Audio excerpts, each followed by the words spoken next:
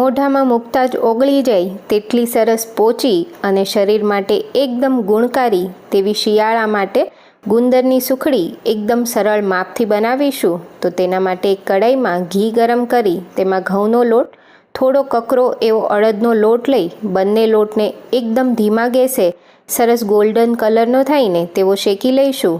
એ પછી તેમાં ગુંદર એડ કરીશું.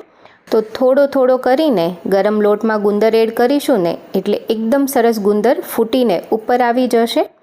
એ પછી ગેસની ફ્લેમ બંધ કરીને તેમાં બદામનો પાવડર, સૂકા ટોપરાનું છીણ, એલચી જાયફળનો ભૂકો, સૂંઠ પાવડર બધું એડ કરી 1 મિનિટ ગરમ લોટમાં મિક્સ કરીશું એટલે લોટ પણ થોડો ઠંડો થઈ જશે.